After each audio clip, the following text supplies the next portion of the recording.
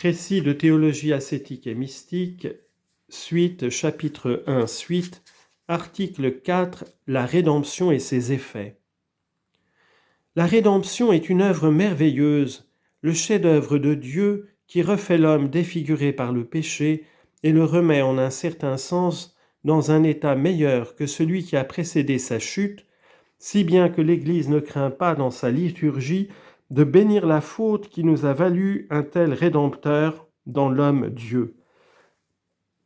O felix culpa quae talem ac tantum meruitabere redemptorem. Sa nature.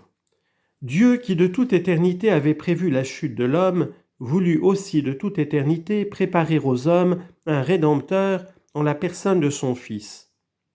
Il résolut de se faire homme pour que, devenu chef de l'humanité, il pût expier d'une façon parfaite notre péché et nous rendre avec la grâce tous nos droits au ciel. Ainsi il sut tirer le bien du mal et concilier les droits de sa justice avec ceux de sa bonté. Il n'était pas tenu sans doute d'exercer pleinement tous les droits de sa justice. Il aurait pu pardonner à l'homme en se contentant de la réparation imparfaite que celui-ci aurait pu offrir. Mais il jugea plus digne de sa gloire et plus utile à l'homme de mettre celui-ci en état de réparer complètement sa faute. La justice parfaite demandait une réparation adéquate, égale à l'offense offerte par un représentant légitime de l'humanité. C'est ce que Dieu réalise pleinement par l'incarnation et la rédemption. Dieu incarne son Fils, en fait, par là même le chef de l'humanité, la tête d'un corps mystique dont nous sommes les membres. Ce Fils a donc le droit d'agir au nom de ses membres et de réparer en leur nom. Cette réparation est non seulement égale à l'offense, mais elle la dépasse de beaucoup. Elle a en effet une valeur morale infinie, car puisque la valeur morale d'une action vient avant tout de la dignité de la personne, toutes les actions de l'homme-Dieu ont une valeur infinie. Un seul de ces actes aurait donc suffi à réparer, d'une façon adéquate, tous les péchés des hommes.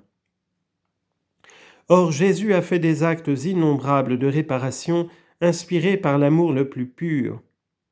Il les a complétés par l'acte le plus sublime et le plus héroïque, l'immolation totale de lui-même pendant sa douloureuse passion et au calvaire.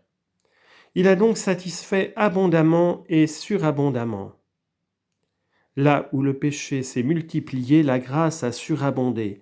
Romains chapitre 5, verset 20. Cette réparation est du même genre que la faute. Adam avait péché par désobéissance et par orgueil. Jésus expie par une humble obéissance inspirée par l'amour et allant jusqu'à la mort et la mort de la croix. Philippiens chapitre 2 verset 8. Et de même qu'une femme était intervenue dans la chute pour entraîner Adam, ainsi une femme intervient dans la rédemption par son pouvoir d'intercession et ses mérites. On lit en note, il s'agit du mérite de convenance que l'on appelle de congruo et que nous expliquerons plus loin. Fin de note. C'est la Vierge Marie Immaculée, la mère du Sauveur, qui coopère avec lui, bien que secondairement, à l'œuvre réparatrice. Ainsi la justice est pleinement satisfaite, mais la bonté le sera encore plus. C'est en effet à l'infinie miséricorde de Dieu, à l'amour excessif qu'il nous porte, que la Sainte Écriture attribue la rédemption. Dieu, nous dit saint Paul, qui est riche en miséricorde, à cause du grand amour dont il nous a aimés. Éphésiens chapitre 2 verset 4. Les trois personnes divines y concourent à l'envi, et chacune d'elles par un amour qui semble vraiment aller à l'excès. Le Père n'a qu'un Fils égal à lui-même, qu'il aime comme un autre lui-même, et dont il est infiniment aimé. Or, ce Fils unique, il le donne, il le sacrifie pour nous rendre la vie perdue par le péché. Jean chapitre 3 verset 16.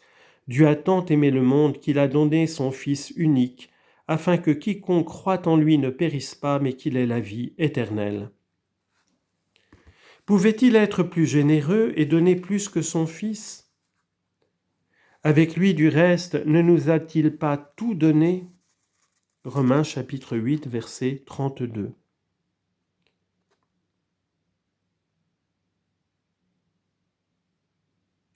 Le Fils accepte joyeusement et généreusement la mission qui lui est confiée.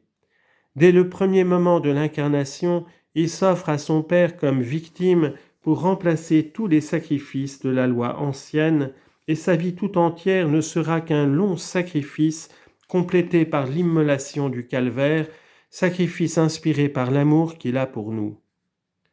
Le Christ nous a aimés et s'est livré lui-même pour nous en hostie vivante, sainte, agréable à Dieu, en victime sacrificielle. Éphésiens chapitre 5, verset 2. Le Christ nous a aimés et s'est livré lui-même à Dieu pour nous comme une oblation et un sacrifice d'agréable odeur. Pour compléter son œuvre, il nous envoie le Saint-Esprit, l'amour substantiel du Père et du Fils, qui, non content de répandre dans nos âmes la grâce et les vertus infuses, surtout la divine charité, se donnera lui-même à nous pour que nous puissions jouir non seulement de sa présence et de ses dons, mais de sa personne. La charité est répandue en nos cœurs par le Saint-Esprit qui se donne lui-même à nous. Romains chapitre 5, verset 5. La rédemption est donc bien l'œuvre d'amour par excellence, ce qui nous permet de présager ses effets.